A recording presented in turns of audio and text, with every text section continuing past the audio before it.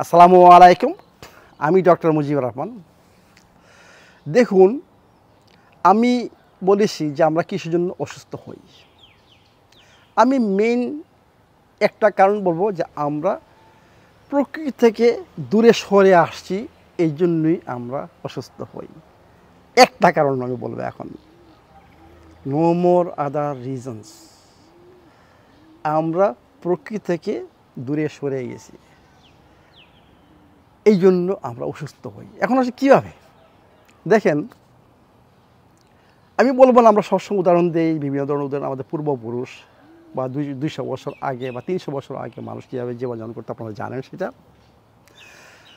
আমাদের সম্পর্ক যেই পর্যন্ত প্রকৃতিতে না ব্যাক হবে, যেমন সূর্যে থাকা, খালি পায়ে হাঁটা, মানে সোজা কথা মানে ল্যান্ডের সাথে সম্পর্ক, মাটির সাথে সম্পর্ক, মানে আপনি খালি পায়ে হাঁটেন, জাস্ট মাঠে গাছে শুয়ে পড়েন, ঘুমান, কোনো কিছু ছাড়াই, বুঝছেন? মানে সূর্যে থাকা, ল্যান্ডের সাথে থাকা, টাচ করা, মানে ল্যান্ডের সাথে কানেকশান হওয়া। এবং আর কি আমাদের দরকার? আমাদের মাটি কী দিচ্ছে? সব কিছু দিচ্ছে। আমাদের শক্তি উৎপাদনের জন্য যে নিউট্রিয়েন্টসের দরকার, যে একটা মানে উপাদান, মানে 2টা উপাদানের দরকার আমাদের বাঁচার জন্য, সেটা হচ্ছে অক্সিজেন, বাতাস, আর হচ্ছে খাবার, পানি। মানে খাবার, পানি, এটা আমাদেরকে আমাদের সেই ল্যান্ড আবার দিচ্ছে। এর মানে কি আমাদের ল্যান্ডের সাথে কানেকশন থাকতে হবে। আমি এই জন্য স্পেশাল বলবো, যাদের ঘুমের প্রবলেম, ঘুম কিন্তু খাবারের চেয়ে ইম্পর্টেন্ট। আমি বলি, যাদের ঘুমের প্রবলেম, আমি রিকোয়েস্ট করবো আপনারা কিন্তু চলে যান গ্রামের দিকে বা নদীর পাড়ে বা জঙ্গলে বা সমুদ্রের পাড়ে, বুঝছেন, কিছু চলে যান। জাস্ট এভরিথিং ফরগেট অ্যাবাউট আমাদের সিভিলাইজেশন। কাপড় খুলে সব খুলে ফেলেন, রোদ্রে সকালে থাকেন 30 মিনিট, 25 মিনিট বা 1 ঘন্টা, মাটিতে শুয়ে পড়েন। এবং সবচেয়ে বেস্ট হবে যারা গাছের উপর, বুঝছেন, রাত্রে ঘুমাইতে পারেন।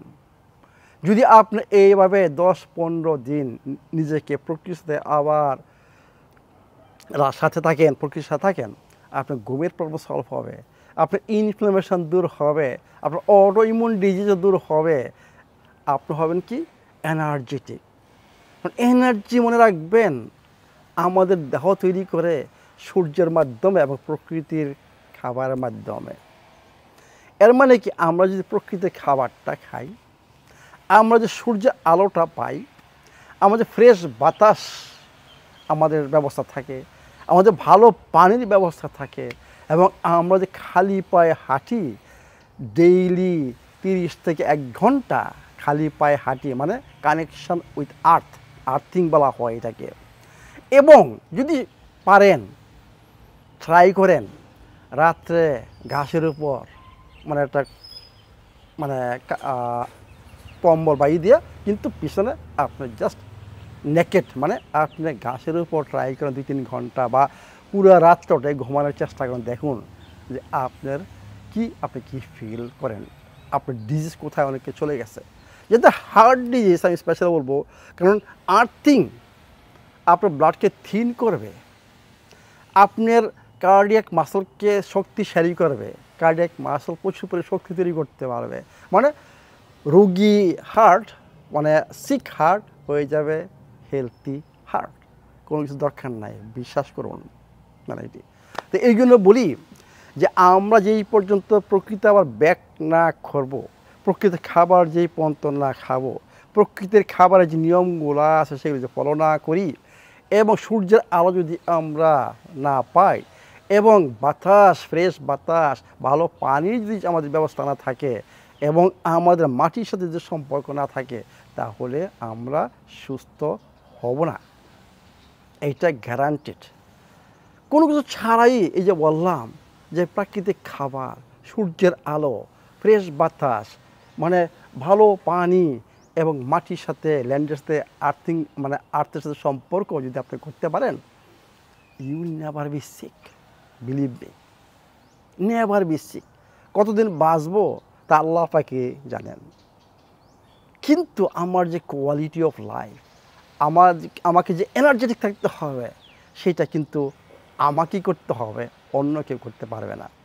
তো আসুন আবার ব্যাক করে প্রকৃতির দিকে, আবার প্রকৃতির সাথে ভালোবাসা একটা সম্পর্ক তৈরি করি আমরা। তাহলেই আমরা সুখী হব, তাহলেই আমরা আমাদের লাইফকে এনজয় করতে পারবো। ভালো থাকুন, সুস্থ থাকুন।